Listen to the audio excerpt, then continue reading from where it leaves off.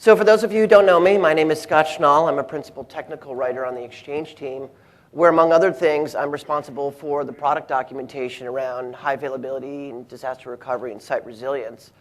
Today, I'm really super excited to be presenting this deck in particular, High Availability Management and Operations for Exchange 2010, because it's a brand new deck that I created for this show. So hopefully you'll enjoy the content as much as I do. Just out of curiosity, how many of you today are responsible for the day-to-day management of a database availability group? Awesome. How many of you have never touched a DAG? Okay. I think we've got something in here for everyone, whether you're doing it today or whether you haven't. So I know a lot of you put your hands up when I asked who is responsible for managing day-to-day. But I do want to take a moment and go over all of the commandlets and scripts that we have for managing a high availability or a site resilient solution in Exchange 2010. Many of you who are already managing it today, you'll probably know some of the things I'm going to talk about. It's just meant to help everybody understand the wide variety of tools that are available in the management environment. Then we're going to talk about some operational best practices. And as you probably know, this is the kind of topic that we could talk about for hours and hours and hours. But we only have 75 minutes in this session, so I kind of had to limit it to those best practices that I thought were most important for you all to know. Then we're going to get into some real-world operational how-tos. And by this, I mean scripts and command lines and other things that you can take back with you to your office today and start using in your production environments to manage your DAGs. Okay, so I've done a lot of the heavy lifting for you, and all you have to do is pretty much copy and paste, maybe change a server name or a database name in some of these things, but then take these back to your organization and start doing these things if you're not already. And then the last thing is I've got some operational notes, and they're kind of like notes from the field, except that they're things that everybody needs to be aware of, regardless of how large your company is, regardless of how large your DAG is, or what you're doing with it as well. So kind of important stuff there. So again, we're just going to start off with the basics. We're just going to run through the high availability commands and scripts. And it may actually surprise you to find out that there's more than 30 of them just dedicated to HA and site resilience. Now, as we go through this deck, I want to point out a couple things. I already see people taking pictures and writing notes and whatnot. I have posted the slides, and they should be available for download. Also, the session's being recorded, so you don't need to write down everything I say unless you really want to. And you don't need to take pictures of the slides unless you really want to, because you can go and download them after this. I've also done some color coding in the deck. Not here, but later on when we get into some examples, you'll see different colors related to different commands. I'll explain what the colors mean, but basically, in a nutshell, they're going to show you which tools you'll use to perform those commands. So starting with the most basic DAG tasks we have, the ones around deployment and configuration, you're looking at things like new DAG, get DAG, and so forth. And by the way, you may have noticed I've already shortened database availability group to DAG, because I'm not going to say new database availability group a million times. I'm just going to call it DAG, and hopefully everyone will know what I mean. So when we have things like new DAG, that's obviously how you create the DAG object. Get DAG is how you would get that object's properties and verify that they were set the way you expected. Set DAG is obviously what you'll use to configure properties, and there are many properties of a DAG you will be configuring throughout its life.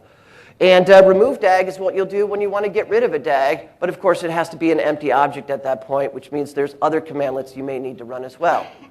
The next two commands are related to DAG membership.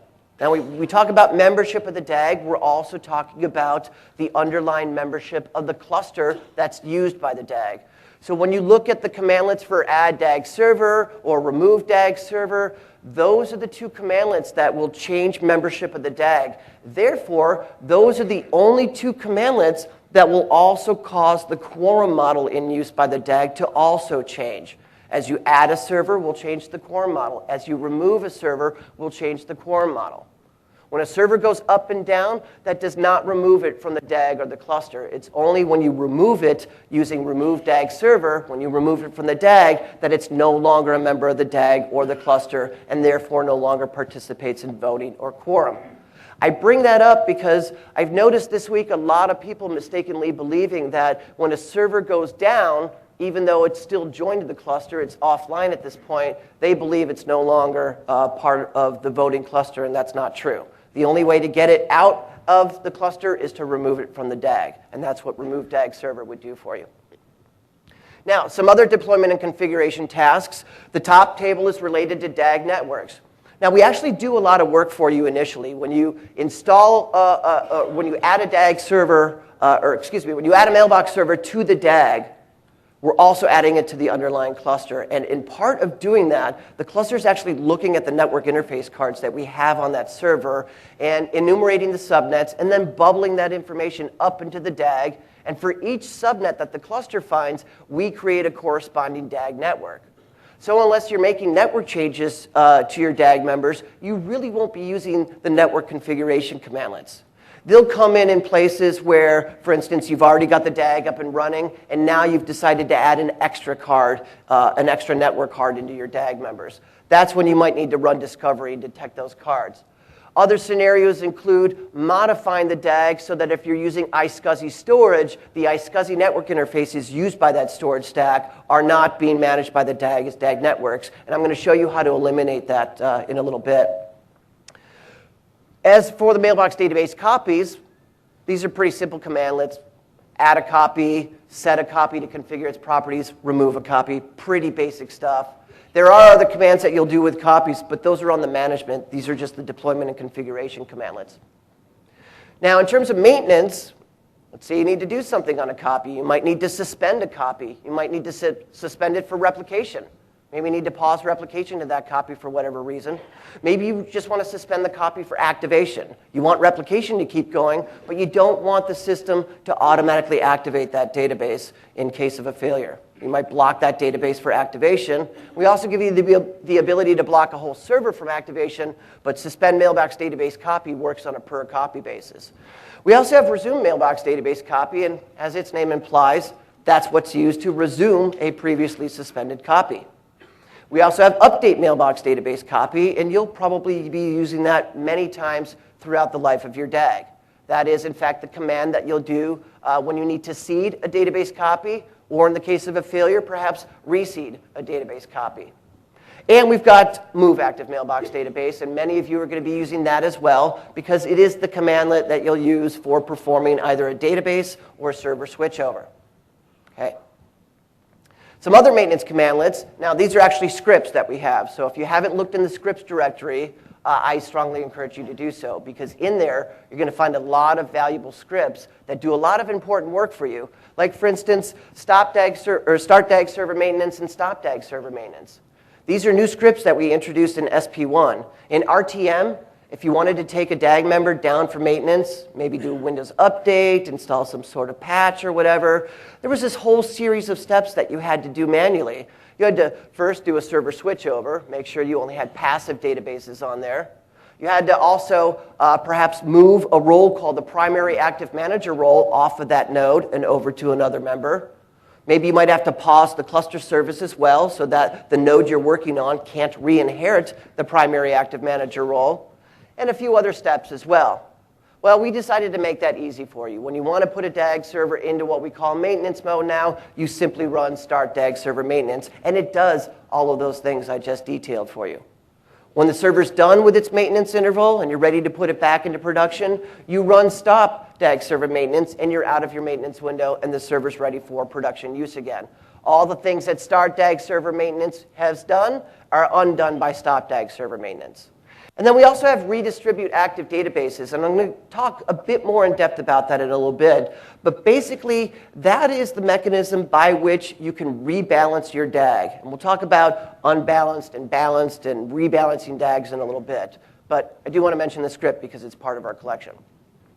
Now, in terms of troubleshooting and monitoring, and these are going to be some of the more important ones, because these commandlets and scripts are going to give you your visibility into the health and status of your copies in your system. So, for instance, get mailbox database copy status. It's pretty self-explanatory. That's getting you the health and status of your mailbox database copies. We also have test replication health. That's not new in Exchange 2010. We introduced that in 2007. And that's there to test the other aspects of the DAG, to test the replication pipeline, to test the replay activity, and to test the cluster and its quorum model, and if you're using it, the file share witness as well. We also have some other handy scripts in there. Collect over metrics is a script that you can use to get statistical data and information about what we call star overs. In other words, star over is our shorthand notation for switchovers and failovers. In case you're not aware, the difference between the two, failover is simply automatic correction by the system. Switchover is manual correction by an administrator. That's the difference between the two. Collect over metrics gives you the metrics and information about both of those things. If an administrator did a database switchover, that'll be logged and collect over metrics will catch it. If some failure occurred, causing the system to fail over a database to a new active copy, that will be logged and you can get that statistical information. So pretty much at a glance with that one script, you can have a very good idea as to what sort of failovers and switchovers are happening in your DAG environment. Now, let's say you need to troubleshoot replication issues, and that's what collect replication metrics will do for you. In fact, once you have that script running, it is now doing the collection in real time. It's sort of like Performance Counter, except we built it into a script to check the most important aspects related to the replication pipeline. And then finally, the last thing you have on here, out of anything I'm going to talk about today, is actually the most important thing that you want to take away with you, and that is the check database redundancy script, also known as our single copy alert. And I'll talk a little bit about that and why it's so important for you in a minute. Finally, the last section is our recovery section. So you have things like stop DAG, restore DAG, and start DAG. Those are the three tasks that are available to you to do what we call a data center switchover. Okay? A data center switchover is simply the manual process that one or more administrators perform when they need to activate a backup site after the primary site has failed and the company has made the decision to activate the backup site. Okay? These do a lot of work for you. They'll do things like take the servers that are in the failed site and mark them as down so that the other members know that they're not available. It'll also shrink the DAG by forcibly evicting the failed servers from the underlying cluster only. They'll still be members of the DAG, but not the underlying cluster. And we do that because in doing so, we reduce the number of votes that we now need in that secondary data center to reestablish quorum and bring the solution back up. And then, of course, once you've fixed all of your problems and your primary data center's back up and running and you're ready to fail back, that's what the start DAG commandlet will do for you. It will help you reintegrate those failed servers back into the cluster and back into the DAG. And then you'll notice Move Active Mailbox Database is also on here for recovery. We had it previously on the maintenance slide, but it's also, as I mentioned, your mechanism for doing switchovers as well. So you might be doing a switchover for maintenance purposes. Maybe you need to do some sort of maintenance on the disk containing a database. So you might do a switchover for that database. But for recovery purposes, you might be in a situation where you have a failed passive copy, and that is the only copy of a database, and you need to activate it, and your form of manual recovery will be using the Move Active Mailbox Database commandlet. And I'll actually show you some of the special parameters that we have for that commandlet to cover different failure scenarios when you have to activate a failed copy. Now, those are the ones that are primarily focused on HA and site resilience. But there are some general generic commandlets that relate to mailbox databases and mailbox servers that do allow you to both set and view properties that are related to database copies. So for instance, if you look at Get Mailbox Server, certainly that's going to get you the properties of a mailbox server, but some of those properties are relevant for HA. For instance, the Auto Database Mount Dial. How many of you are familiar with the Auto Database Mount Dial? Okay, wow, not too many. So let me just be sure that how many of you are not familiar with the Auto Database Mount Dial? Wow, wow. Okay, that's kind of a concern for me, and here's why. There's only two forms of recovery that you get in a DAG, either manual or automatic. The automatic recovery is completely dependent on the setting of the Auto Database Mount Dial. You definitely want to familiarize yourself with that. And so I've got another slide on that that's going to go a little bit deeper into it. But you really want to understand how that dial works, because that dial, as its name implies, controls whether or not a passive copy of a database will automatically mount as the new copy after a failure occurs. Now, there's some other relevant properties. The database copy auto-activation policy. That's that block that I mentioned that you can place on an entire server. So let's say, for example, you had a remote data center and you have a server in there with copies on it, but you don't want those copies activated by the system. You only want those copies activated by an administrator in the case of a failure. So you would block that entire server from activation by setting the database copy auto-activation policy parameter to blocked. Okay? Once it's set to blocked, the system will not automatically mount it. And in fact, once it's set to block, the system won't even look at those databases as being potential passive copies for activation in that case. Now, we also have another value, the maximum active databases, that controls the maximum number of active copies that can be mounted on a server. So that is a great parameter to familiarize yourself if you're in the situation where you may be overcommitting resources, but to account for that, you want to ensure that at any given time, no more than X number of databases become active on a given mailbox server. And in fact, we do that in MSIT. We want to make sure that we're not overloading a server by guaranteeing that only X number of databases will be active at any given time. And then, of course, you can look at Get Mailbox Server and get the DAG membership information as well. It will show you if that mailbox server is a member of a DAG, and if so, what DAG it belongs to. Now, Set Mailbox Server, obviously, you're going to be using to set all of those properties that I just described. Now, Get Mailbox Database, the relevant property for that, and this is generic for mailbox databases, so we're not talking about mailbox database copies here. We're talking about a generic mailbox database. There is a property called Data Replication Constraint. And what we have is we actually have a data guarantee API built into Exchange 2010. So when you're doing things like moving mailboxes and you're in a continuous replication environment, we have APIs that can throttle that move so that the mailbox moves themselves do not overrun and overwhelm the log replication pipeline.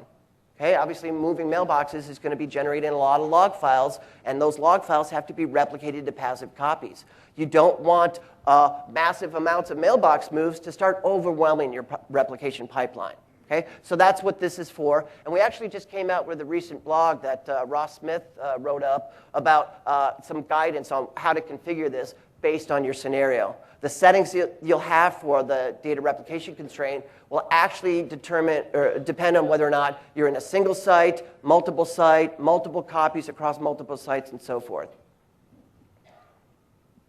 Okay, let's talk about some operational best practices. Okay, how many of you regularly collect performance data?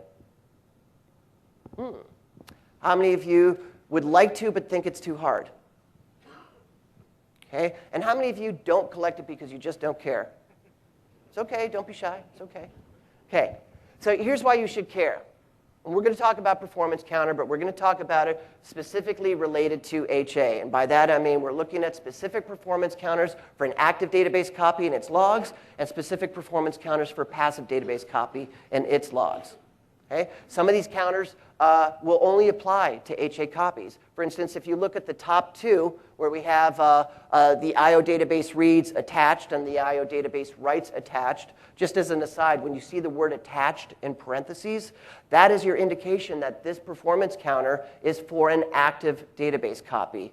We mount the database copy and we attach it to the store. That's why we have attached in there.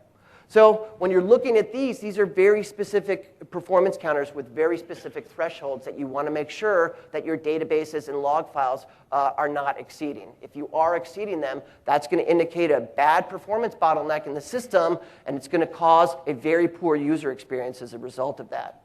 So for instance, for database reads, we really should average less than 20 milliseconds. Reading from a database should be very fast. The users expect that snappy experience when they are in Outlook web app and they open up an item. They want that message to come back.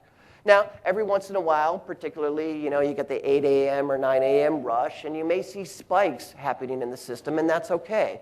But generally, in this case, you don't want spikes to be greater than 100 milliseconds. If you're seeing spikes over that, that's another indication that you've got some sort of bottleneck in the system. And then, of course, the bottom one is very important, database page fault stalls. What that's telling us is we've actually run out of available pages for use in the database cache that's used by that database. Okay? And in that case, once we run out of pages and we can't write into the cache anymore, Now we're stalling. The system is actually stalling and not doing any work at this point. So that should never, ever, ever happen on a production server. It should always equal 0. So if you're collecting this performance counter, you always want to create an alert and let you know immediately if it ever becomes greater than 0. Now, that was for the database. This is the log latency. Obviously, for logs, we're a bit more interested in the writes, whereas with the database, we're a bit more interested in the read activity. But on the log side, you can see here, we always want log write activity to always be an average of less than 10 milliseconds. We want to be able to commit that data to the logs very, very quickly, get it out of the log buffer and get it into the file system so we can start working with that data. And log record stalls, that's your indication that we've actually run out of log buffers if it starts going up too high. Okay? Just like you don't want to run out of database pages in your cache, you never want to run out of log buffers. That would indicate that your log buffer is a bottleneck and that you've got either an undersized system or a system that has some sort of problem going on. And then for logs waiting, or for the log threads waiting rather, that's the amount of time that an individual thread that is waiting to write data into the log file is sitting and waiting to do its thing. You always want those to be very, very quick. So you want them to be less than 10 at all times. And typically on most production servers, you might see them around 1, 2, maybe 3 at most. But generally, you always want them less than 10. Now, on the passive copy, you can see that some of the counters are the same, except the difference here, for instance, we don't say attached in parentheses. Here, this counter has the word recovery in parentheses. And that is your indication that this is for a passive database copy. When we have a passive database copy, we don't mount it and attach it. We mount it in recovery. So it's called a recovery in the parentheses there. Now, you may notice that the latency thresholds for the passive copy are much, much higher than those on the active copy. In fact, 10 times in some cases. And obviously, that's because we don't have user activity on a passive copy. We can tolerate higher latencies here because we're not going to impact the user experience in doing so. But I will caution you, even though the passive copy can tolerate higher latencies, you absolutely must design the solution so that the passive copies, all of them, have the same performance capabilities and ultimately the same low latency as the active copy would. It's only going to be a passive copy for a while during its lifetime. Eventually, it'll become the active copy. So all of your copies must be designed with the active copy performance metrics in mind. Okay? Don't design for the added latency that you can get out of passive. Design everything as if it were an active database copy. Now, it's not just enough to collect the HA performance counters as well. To get a real accurate picture of everything that's going on in the system, you also need to collect non-HA counters as well. So things from the information store, things from content indexing, things from RPC client access service, from mailbox assistance, from calendar assistance, and so forth. All of those counters need to be collected, and we actually have a very nice list of all the ones in each of those areas that you want to collect, along with all of the thresholds that will tell you when those counters go out of bounds. Okay, the thresholds are very important. You may want to look at the thresholds and use those as the basis for your alerting mechanism so that if these performance counters do start spiking, or worse, if they start being in a steady state above the threshold, you can take action right away because you're getting an alert on that kind of stuff. Okay, how many of you collect event log entries and externalize them from your servers? Hey, how many of you just don't care about that? All right. Well, you want to care. And in fact, we've done a lot of work in Exchange 2010, not just SP1, but also in RTM as well, to actually give you a lot more rich and informative eventing inside the system. And in fact, there's a whole new separate area in the Windows event system that we now leverage, both for administrators, but also for the system itself to be a subscriber to those events and then react to certain events when they occur. So there's many event sources that we publish. These are the most relevant ones that you see here. Under HA event sources, that is not a typo. We actually have two different sources, one called MS Exchange Space Cluster, and then a separate one called MS Exchange Cluster without the space in there. Those are just two different sources that we have in part from Legacy CodePass, but they're still relevant. We still do eventing under both those event sources. Now, there's also non-HA but very related event sources as well. So you want to look at any event that has a source of ESE, any event that has a source of the Exchange Store DB, and any event that has a source of MS Exchange IS Mailbox Store as well.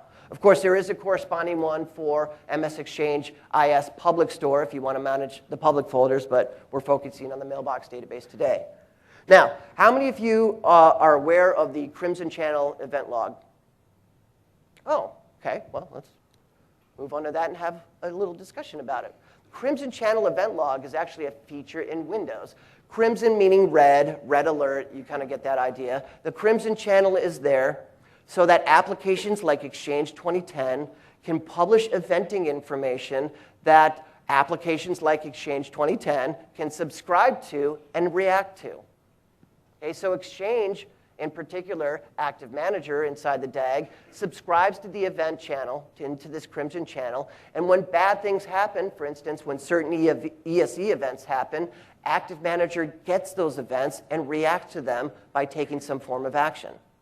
Okay, that's the purpose of the Crimson Channel. Now, there's a lot of sub-event logs in the Crimson Channel, many of which are going to be completely useless to you because they're not meant for you. They're meant either for the application to consume, and so they're somewhat cryptic, or they're meant for the developer of the application to consume, and so they require symbols and some other special code to get that extra information. But there are some information in here, particularly in the operational event logs, which you can go into, and I would encourage you to go into and read them and try to understand them and start learning about what the system is doing under the cover and behind the scenes. So, I'm betting all of you have actually seen the Crimson Channel before. And I'm betting you've also seen what our new combined event view looks like. So if we look in Event Viewer, you can see up at the top I've highlighted a view that we populated. It's a custom view called Microsoft Exchange with Database Availability Groups. That view gets populated and created the moment you add the mailbox server to a DAG. And when you do that, using that one custom view that we've created for you, you will see all events related to that DAG that are important to you. Informational, error, and warning. So you don't have to do any filtering. At one glance, we give you everything important to you in one view. Now you can see if we go a little bit further down in the tree here, this is what the Crimson Channel looks like. You can see it may not be completely clear because of the shading, but my focus is actually right here right now. And so these are the events that we're looking at under Microsoft, Exchange, High Availability, and Operational. And you can see we're not the only application that is leveraging the Crimson Channel. You can see Windows PowerShell in here. You may see things from failover clustering in there. And you may see other applications from Microsoft also leveraging the Crimson Channel as well. So, now that you've all seen this image, let me re-ask the question. How many of you have seen the Crimson Channel before? Excellent.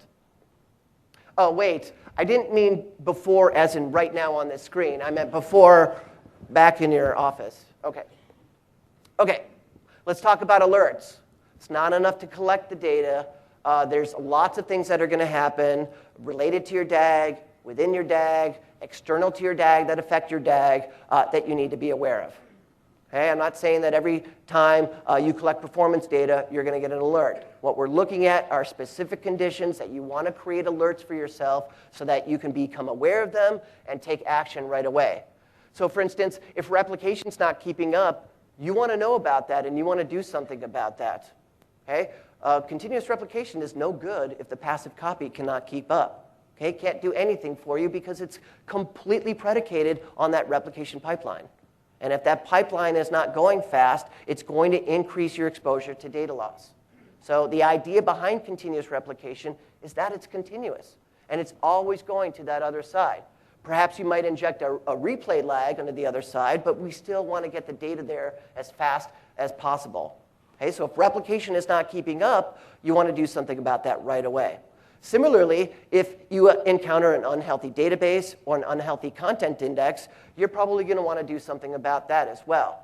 Even though you may have other passive copies that you can activate into a new active copy, the fact is you still have this unhealthy copy that you need to deal with. Maybe you need to do some repairs on it. Maybe you need to throw it out and reseed and get yourself a fresh copy. But either way, in a replicated environment, you want to make sure that all of your copies are healthy all the time. And if one becomes unhealthy, you want to take corrective action and fix that through whatever mechanism we need to fix. Of course, free disk space being low, that applies to all Exchange servers, whether you're using a DAG or not, because as many of you probably know, if we go below a certain threshold of free disk space on either the database volume or the log volume, we will simply dismount that database because we can't do anything anymore. Now, of course, if we dismount it because we ran out of disk space, but it's in a replicated environment, you're going to expect us to fail over. But that's not what happens when we dismount when we run out of disk space. We won't fail over in that condition.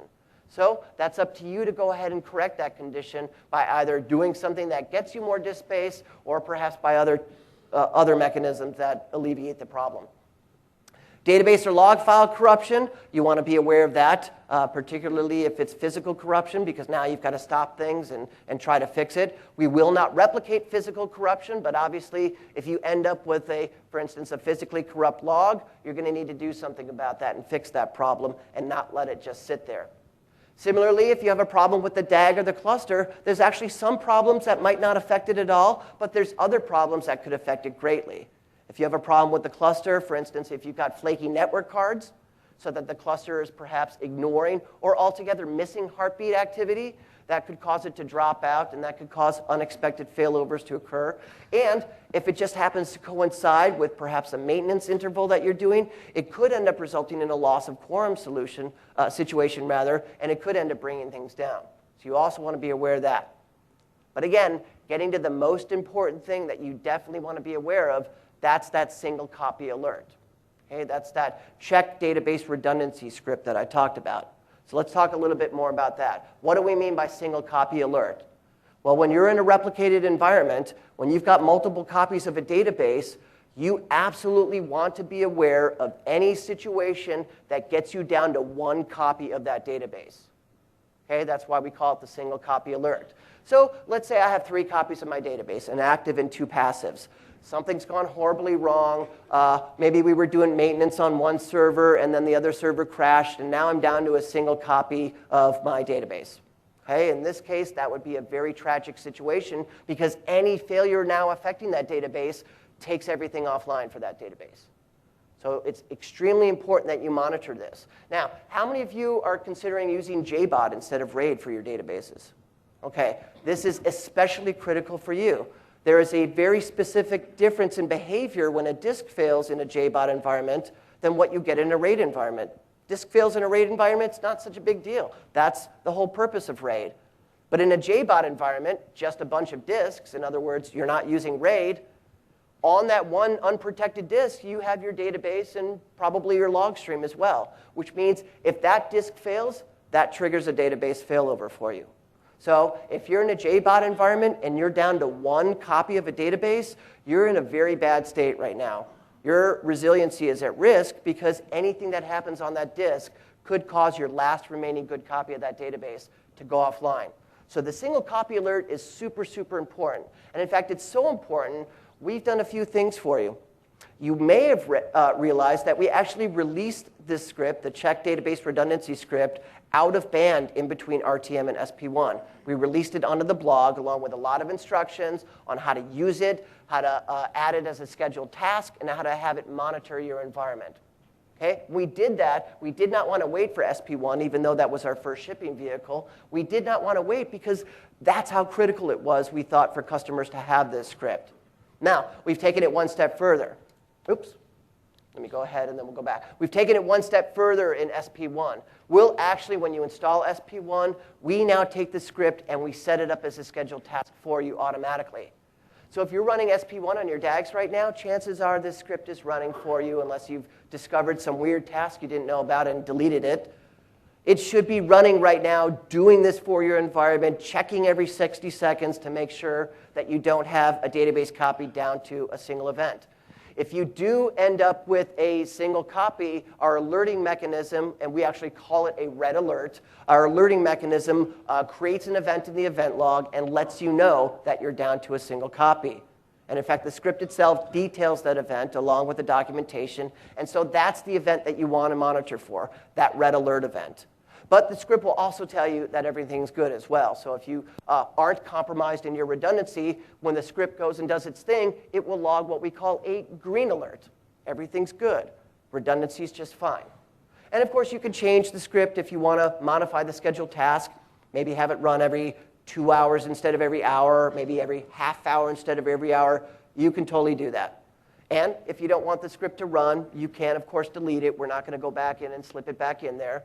But I would strongly encourage you to all let it run. And if you don't have any preference on the interval, just leave it set at the default settings, and you'll be fine, and let it do its thing. OK, now let me back up one. Just so you can see what the script would do. It's there just to monitor the redundancy of the databases. Here, the example I'm showing is how you can run it interactively. You don't necessarily have to run this as a scheduled task, even though we set it up for you. You can also run the script interactively just from the scripts folder, and it will tell you whether or not you have a red alert situation or a green alert situation. Okay, so those of you who are in RTM and not yet to SP1, you can download the script from the team blog, run it interactively as you see here, or set it up as a scheduled task. And I've actually done all the heavy lifting for you. There's an XML file that goes with this that you can download, and that is an exported scheduled task out of Windows that you can import into your environment, and it will automatically set this up as a scheduled task for you. So all you have to do is basically get the script, import the XML, and it'll do its thing for you. Now, there's also this other activity that administrators are going to need to do from time to time, and we call that balancing a DAG.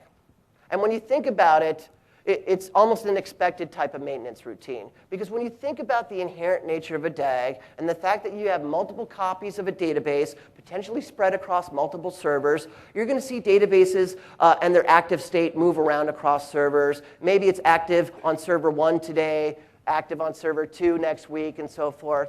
And as a result of the natural movement of these databases throughout the DAG and perhaps maintenance routines and other things that are happening, DAGs can tend to become what we call unbalanced. So what does an unbalanced DAG look like? Well, if you look in this table, that's exactly what it looks like. We've got a DAG here. It's got 4 servers. And we've got 4 databases. And we have 4 copies of each database. So we've got a total of 16 copies spread across these 4 servers. Now, at a glance, it looks like everything's OK. You know, you've got active databases here, passive there. The number of mounted databases equals the number of active databases. Life should be good. But in fact, if you look a little closer, you'll see that this DAG is unbalanced in several respects.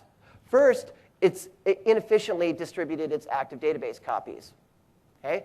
There's a different number of active copies on each server. Some servers have 1 copy, but the one server has 12 copies. That's not a very even distribution of your active copies. Similarly, if you look at the passive databases, that's also unevenly distributed. You've got one server that's got 4 copies. You have 2 servers that have 15 and another one that has 11. Ideally, you want all things to be equal. The last point in which it's unbalanced is with respect to that preference count list. Now, every mailbox database copy has a property called activation preference. It's just a whole number, 1, 2, 3, 4. We use that activation preference a few different ways. First, not just for balancing a DAG, but we also use it as part of Active Manager's best copy selection algorithm, so that when an active copy dies and Active Manager runs through BCS, it will actually use activation preference in certain cases as part of that best copy selection process. When you see the preference count list, what we're saying here is because we have 4 database copies, there's only 4 possible values for activation preference: 1, 2, 3, and 4. Okay? And when we have the preference count list, for instance, if we look at EX1, what we're saying here is we have 4 copies on EX1 that have an activation preference value of 1, 4 copies on EX1 that have an activation preference value of 2, 3 copies on EX1 that have an activation preference value of 3, and 4 copies, 5 copies that have an activation preference count of 4. Okay? So what do you need to do? Well, you need to run the script. You need to run redistribute active databases. And what this will do, depending on the parameter that you choose, it will either rebalance the DAG according to the activation preference or rebalance the DAG according to activation preference across sites. Okay, so the first example, balance DBs by activation preference, that's just looking at the preference value and balancing the DAG based on that. The second value, balance DBs by site and activation preference, is looking at a balancing across multiple sites. So if you have a multi-site DAG and you choose the first one, it's only going to balance within one of those sites, whichever site you run it in. If you have a multi-site DAG and you want to balance the whole thing, you would run the second one. And then once you're done running that script, you'll get a report. And the report will look like this exact table. And in fact, the report of this is what it would look like from the script before you ran the balancing. But when the script is done, hopefully you've ended up with a balanced DAG that looks just like this. They all have the same number of active copies. They all have the same number of passive copies. And they all have the same preference count for each of the available activation preference numbers. This is what a balanced DAG looks like.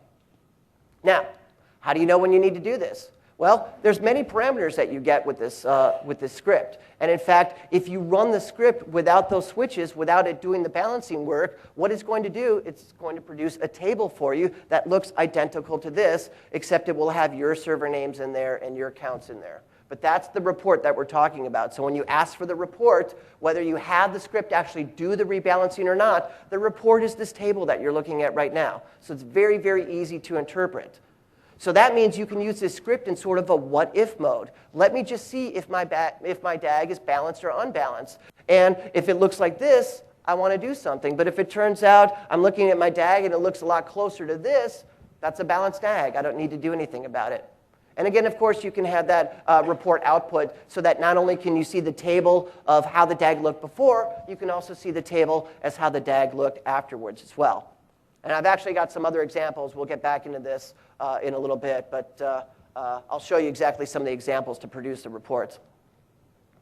Okay, let's talk about some real-world operational how-tos. And as I said before, this is such a large area of discussion. We could spend all day just talking about this kind of stuff. So I did have to kind of narrow and focus it down into certain aspects. And these are certain aspects that I'm seeing as hot issues or confusing issues, both internally and outside of Microsoft, that I think lots of you probably need to be aware of. So let's start with some configuration tasks. Anytime you're using a DAG, all of you are going to be using one or more configuration tasks to do things related to that DAG. So the most common thing you're going to be doing is configuring DAG properties. So you may be using the setDAG commandlet to do that. Now, some of the properties get configured when you create the DAG. When you run new DAG, you have to give it a name. And then optionally, you can specify a witness server and witness directory. So setDAG you would use if you wanted to do other things. For instance, if you created your DAG using the GUI, using the Exchange Management Console, at the moment that wizard is finished, you have a DAG object with a name and configure witness server and witness directory properties. But at that point, for its IP address, the DAG will be configured to use DHCP. You may not want it to do that. You might want to set a static IP address or multiple static IP addresses for your DAG. And it's the setDAG commandlet that will let you do that. It will let you configure or reconfigure the IP addresses for the DAG. Similarly, if you need to change or repair the witness server or witness directory, setDAG will do that for you as well. If you use setDAG and pass the witness server and witness directory parameters, it will use those new parameters. But let's say you already have a witness server and directory set up, but some other administrator didn't really know what it was, and so they either maybe went and messed with permissions, or they deleted it altogether. How do you fix that? Well, if you actually run setDAG with no other parameter than the DAG's name, it will fix all of that automatically for you. So anytime your witness server or the directory or the share gets messed up and you just want it to go back to using that same witness server and directory and share and have everything fixed up, just run setDAG without any parameters and it will fix that for you. And there's other things that you can configure. You configure the alternate witness server and alternate witness directory with setDAG. That's the witness server and directory that you would use after you've done a data center switchover. Hey, the alternate witness server has nothing whatsoever to do with the actual witness server. It does not provide redundancy for the witness server. It is there to be the witness server you use after you've done the data center switchover. But again, you can use setDAG to configure that ahead of time so that later on when you are doing the switchover, you don't have to specify and pass that into restore DAG, which would be the other way to set that. You can also configure DAC mode, Data Center Activation Coordination mode, which you'll want to do, particularly in a site resilience environment. You can also configure the replication port. We use just one TCP port. By default, it's 64327, but if you want to use something else, use setdag and reconfigure the replication port. Or maybe mess with network encryption and compression, change those settings. Or if you've just added a new network card, you have to do network discovery with setdag as well. Now, let's get into the color coding. Any commands from here on in you see in yellow, that means those commands can also be done in the Exchange Management Console. You don't have to use the shell, even though I'm showing you the shell command. Any commands that you see in black can only be done in the shell. Okay? A little bit of color coding for you. So the first two, I'm just using setdag, and I've given it the identity of the DAG, and I'm pre-configuring both my alternate witness directory and my alternate witness server. Okay? I'm just setting this up ahead of time so that if I need to do a data center switchover to the other data center, I don't have to pass that into restore DAG. Restore DAG will see these properties and start using them automatically. The next one in yellow, here I am configuring static IPs for the DAG. And you can see I've got multiple IP addresses in there separated by a comma. And that means I've got a multi-subnet DAG. I've got some members on 10.0.0, some on 10.0.1, and my DAG will need an IP address for each of those subnets. And because it's a list value, I can list all the IP addresses and separate them by a comma. Now, just as an FYI, if you already had static IP addresses and you wanted to revert back to DHCP, simply configure the IP address of 0.0.0.0, and we will reconvert back to using DHCP for the DAG IP addresses. The next one, the first one in black, that's how you put a DAG into DAC mode. It's nothing harder than that. You run setdag, give it the name of the DAG, use the data center activation mode parameter, and specify DAG only. That puts it into DAC mode. And now, not only do we give you that second form of quorum protection at the application level, but it also means you can use the site resilience tasks, stop DAG, restore DAG, and start DAG to do your actual data center switchover. If your DAG is not in DAC mode, you cannot use those tasks.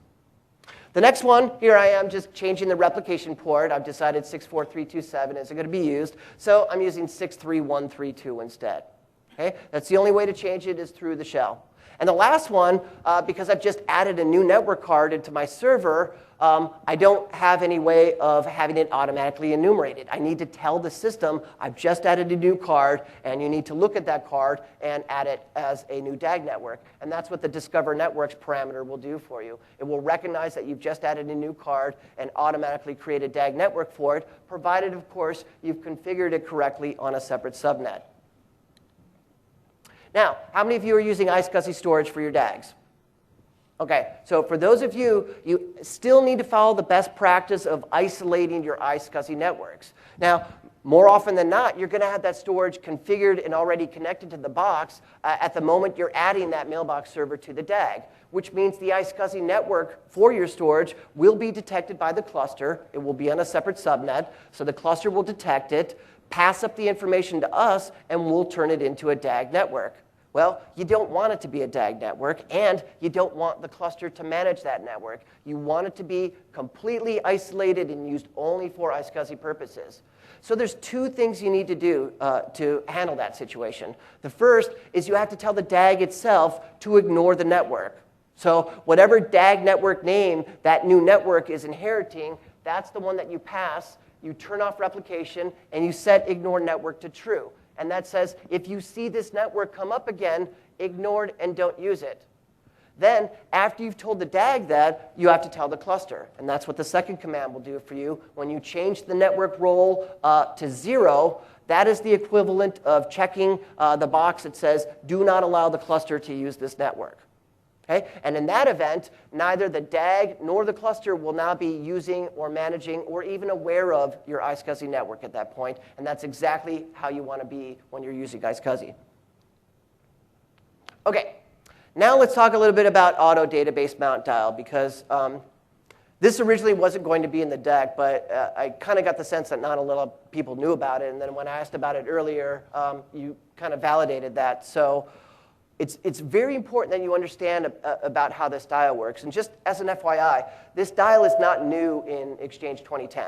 Okay, we introduced it in Exchange 2007, and it was the same dial, slightly different values, but the same dial and the same concept that we would use for automatic recovery in a CCR environment. Okay, so what this dial does is it controls whether or not a database will mount automatically after a failure based on the number of log files that might be missing by that database. And it's a dial setting, which means there's different values you can have. Now, by default, it's set to a value of what we call best availability. Okay? And that translates into 12 or fewer logs lost.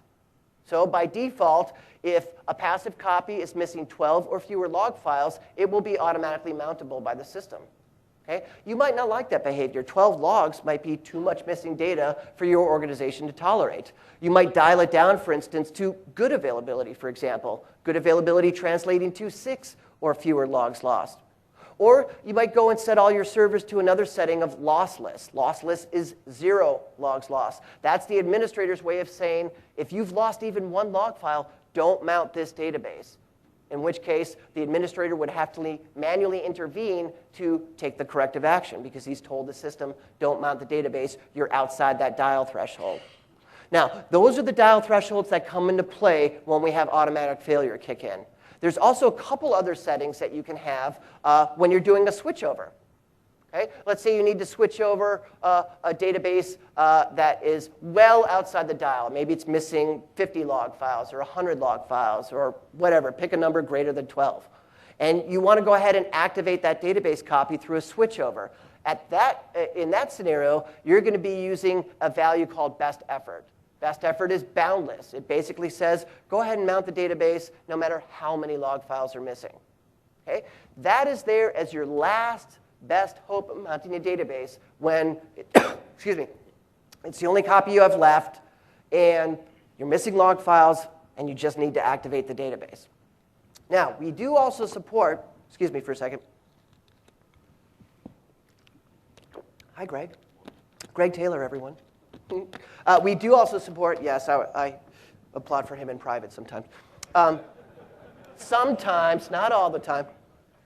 We do also support a custom value as well. And we actually did this because our BPOS environment wanted a custom value, and the only way to get that is for us to document and support the ability to do that. So in BPOS, for example, they have their dial set to a custom value of 40 logs. That doesn't translate to either of the settings we have through the commandlets, so the only way to do a custom value is to use something like etc edit and go and modify the value for that parameter directly. Now, if you do modify that parameter directly, let's say you increase it to 20 logs, 30 logs, 40 logs, or whatever, because you're increasing your tolerance for log loss, you want to protect yourself from data loss by also increasing the size of your transport dumpster correspondingly to the number of logs that you're allowing the system to lose.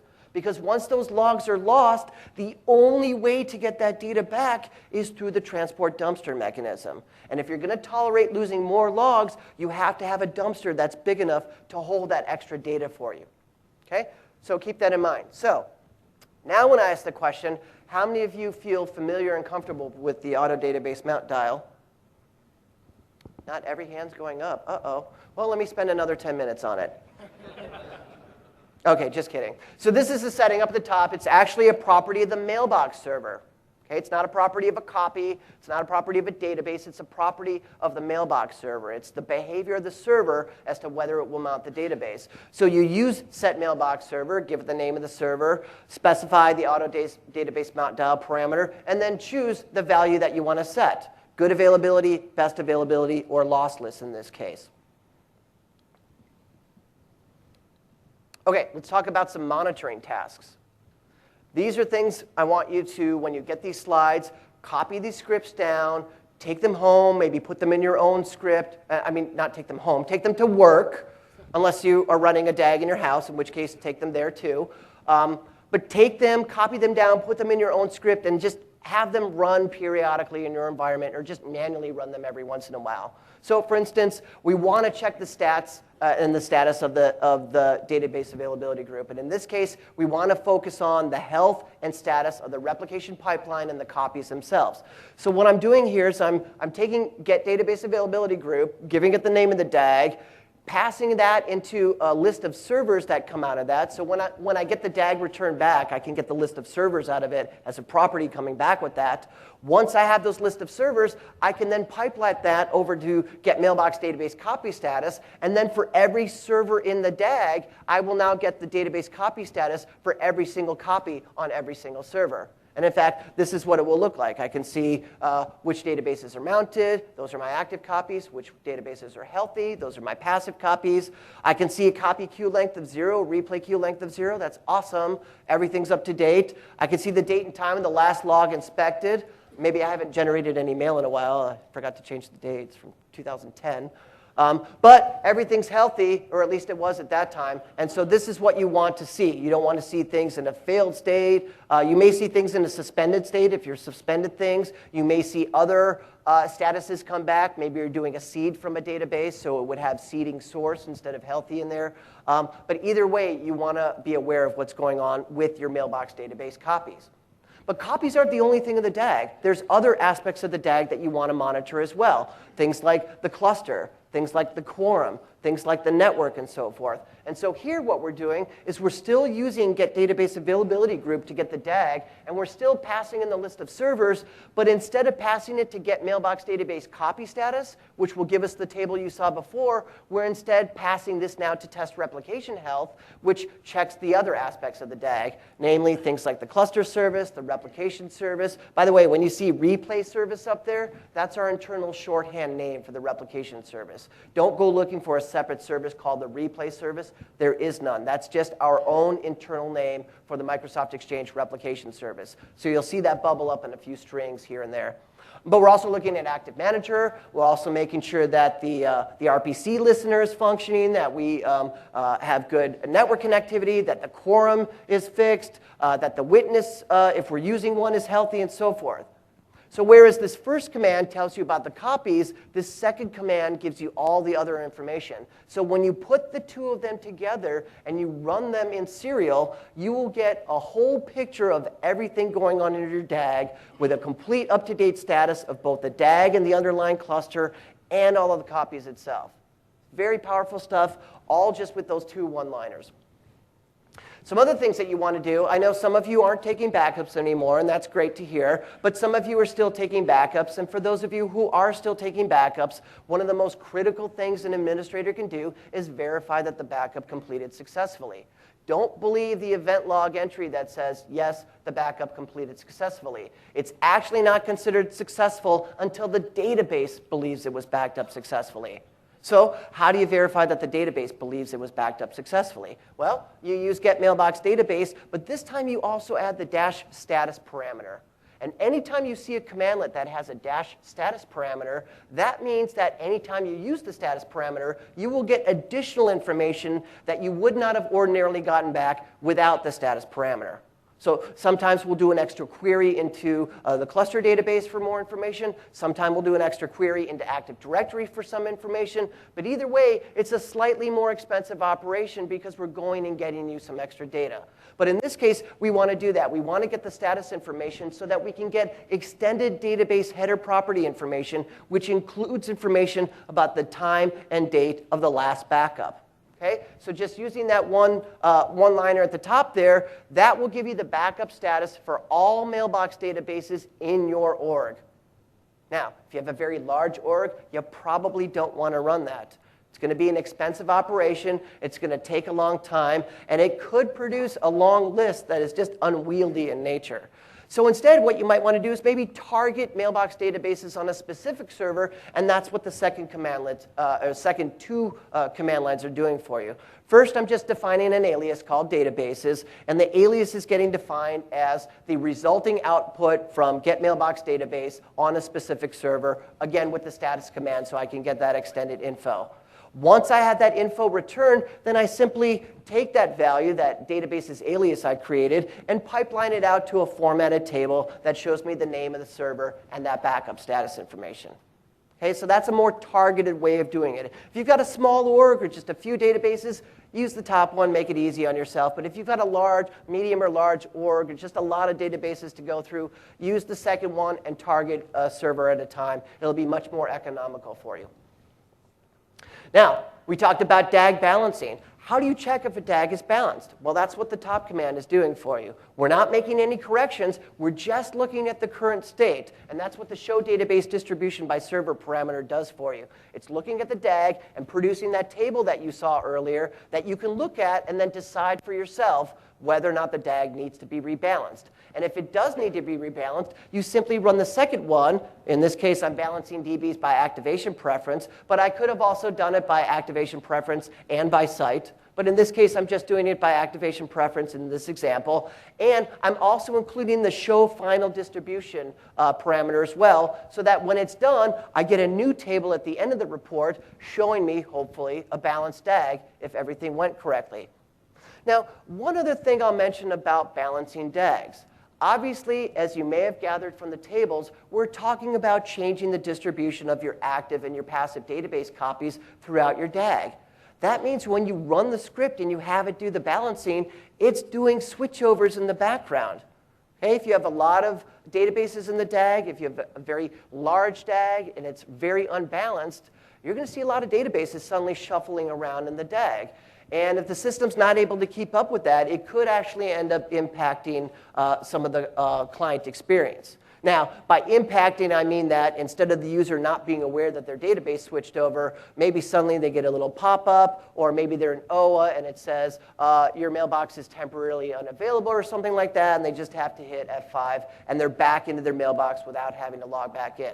That's what I mean by impacting. It's not going to be a huge impact where databases will tip over and users are going to be locked out. It'll be a minor impact where users might actually see that something's happening in the background.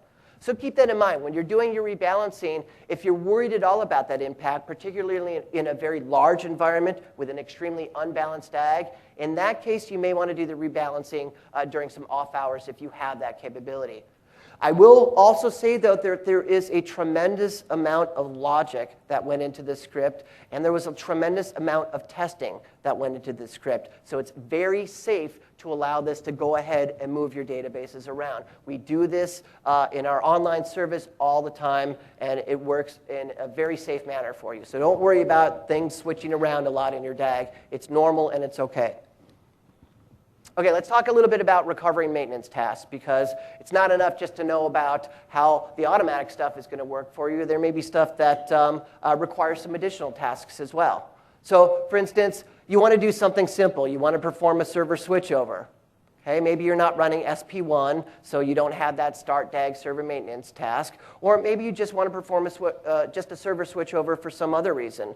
Again, those commands are in yellow because they don't have to be done from the shell. We do give you a mechanism inside the GUI to do a server switchover. And in fact, for those of you who have gone looking through the GUI, both in the organizational node and the mailbox node, this is probably the only over-GUI'd feature in the history of Exchange. And by that I mean there are actually two ways inside the Exchange Management Console to do a server switchover.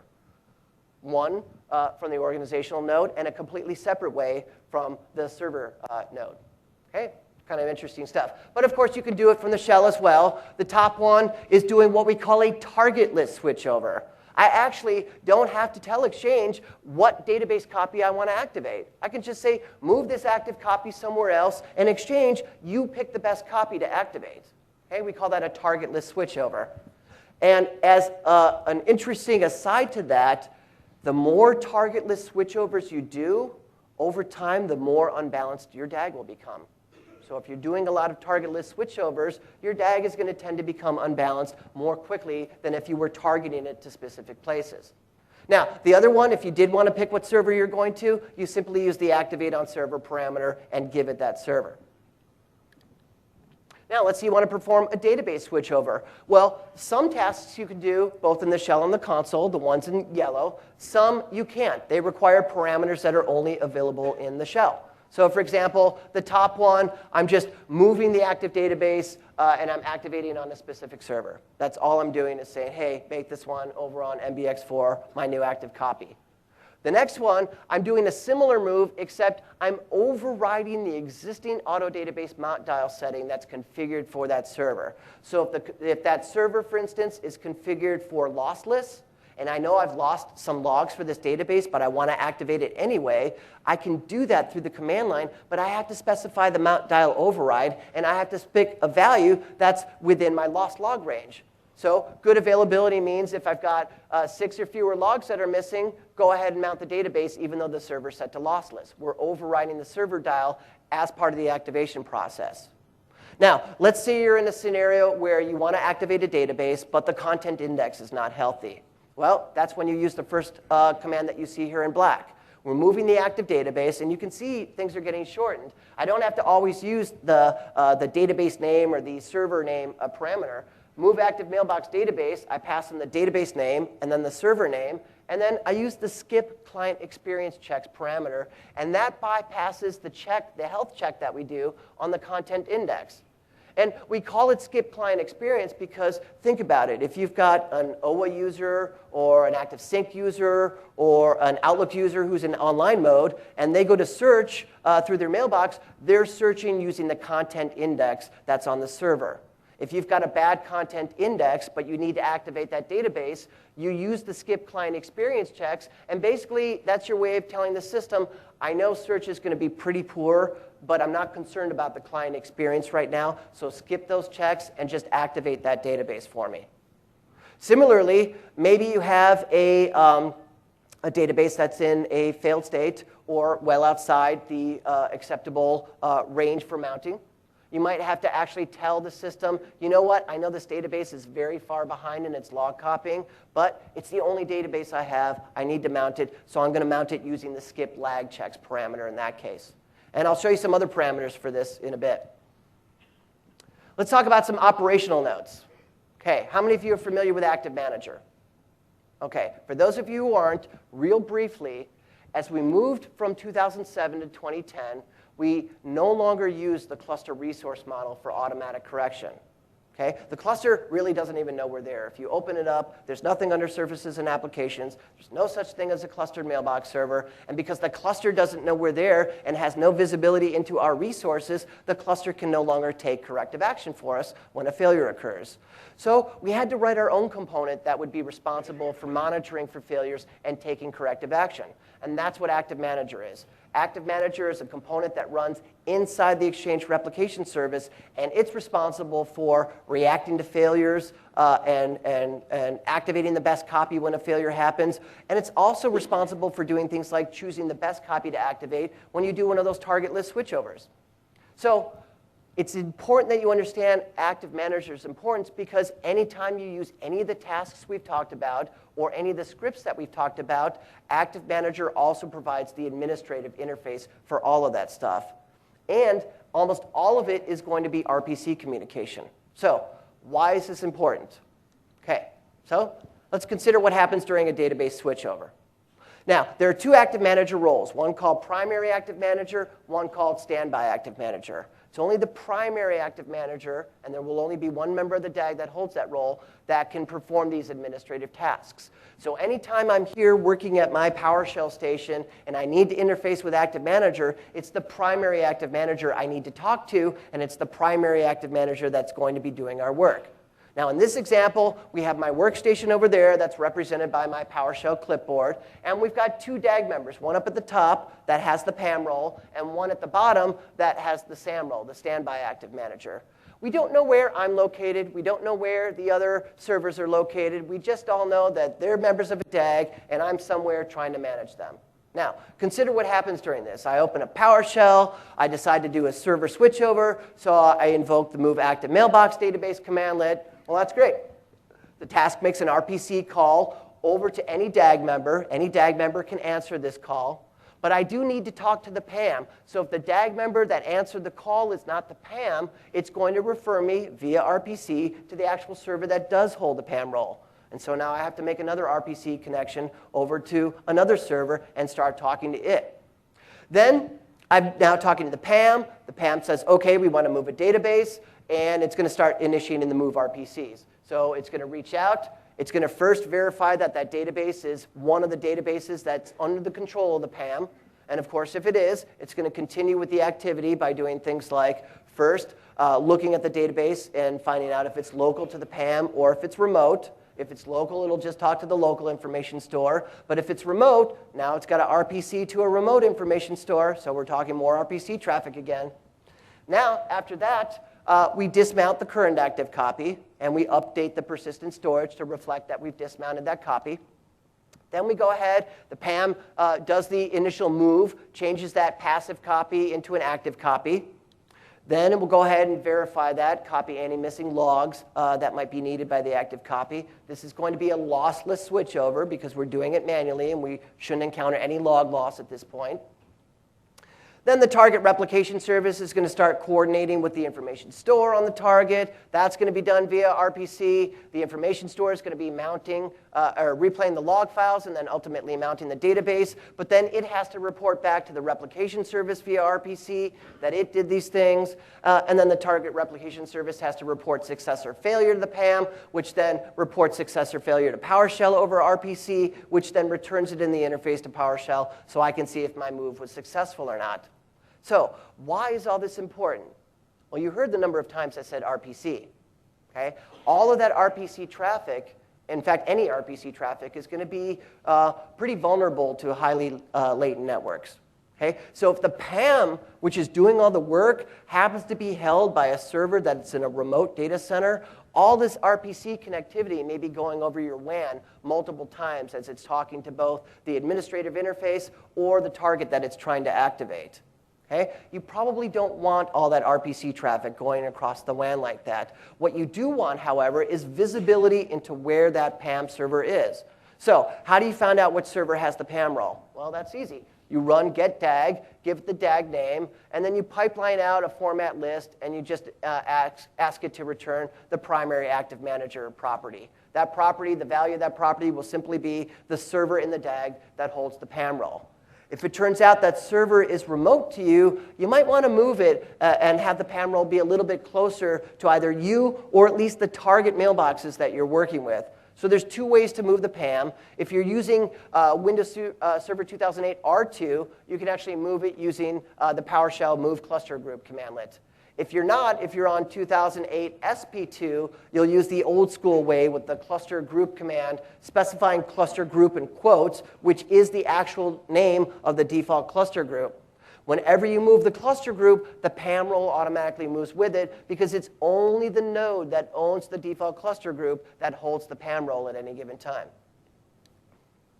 Okay, we talked a little bit about database switchovers. We've already talked about a couple of these switches, the skip client experience checks and the skip lag checks so that you can activate database copies in those situations. There's also a skip health check. Let's say you've got a database, it's in a failed state, and you need to activate it. It's your only remaining copy of the database, and it's not the best available database that you have because it's in a failed state, but you still need to activate and use it. That's when you have to use the skip health checks parameter to do that. That's our way of saying, you know what, don't worry about the copy status for this database. I know that it's in a failed state, and I want you to activate it. Now, when you do that, the system will try to activate it, but it will do a few extra checks on it just to make sure it's at least mountable after the activation process is done. So when you use the skip lag checks, that could take a little bit longer than a normal activation process. You probably won't see that happen within that 30-second range that we often talk about. So just expect that to go a little bit longer because it is doing some extra integrity checking for you. The last thing I want to talk about is database seeding because seeding has changed a little bit in 2010 over 2007. It used to be in 2007, if you wanted automatic seeding to occur, you always had to have the first transaction log file that was generated by that database available because it was always that first log file that had what we call the create DB record in it. And in the case of CCR and SCR, for example, we relied on that create DB transactional record to actually create our instance of that passive copy of the database so then we could then pump it full of data. We no longer do that anymore. Now we actually use the built-in ESC streaming backup APIs and explicitly are able to seed any copy, unless, of course, you use the seeding postpone switch. Now, the backup APIs are not there for you to use as a backup mechanism. They're no longer public APIs. They are private APIs that are only used by the system. But they are used by the system now to do an explicit seed, which means any database copy you want can be explicitly seeded by the system without any problems. We can also seed now from any healthy copy. You don't have to seed from an active copy anymore. You can now seed from a passive copy as well, which is another huge advantage over 2007. Now, there is some behavior with respect to the default network selection that we use for seeding. Even if you've configured a replication network, in some situations, the system will still use the MAPI network to do its seeding. Okay? So you may want to specify that instead of seeding over the MAPI network in that situation, you want to hard-code it to seed over the replication network that you've created and set up specifically for that purpose. And so what you need to do there is you override the default network selection using the command up at the top. You simply say update mailbox database copy. You give it the name of the server and database that you want. You give it the name of the source server that you're going to use as your seeding source. And then you pass in the name of the network that you want to use. It's that simple. Some other things that you can do is if you want to override the default DAG encryption or compression settings, you can also do that as well with the second and third command that you see. Here, in the case of the second command, we're turning off network compression. We've decided we don't want it for this seed activity. And on the other one, we've decided to use the DAG default. So whatever the DAG defaults to for network encryption, that's what we want to go and set that to. OK. And with that, I know it says questions here, but unfortunately, I am out of time. We will have time all day for questions because I'm going to be in the Exchange booth from like 1:30 to 5:30 today, so hopefully you'll all come there. Please don't forget to go to the other sessions that we still have for you, and absolutely don't forget to fill out your evals as well. So thank you all for coming. Hope you enjoy the rest of the show.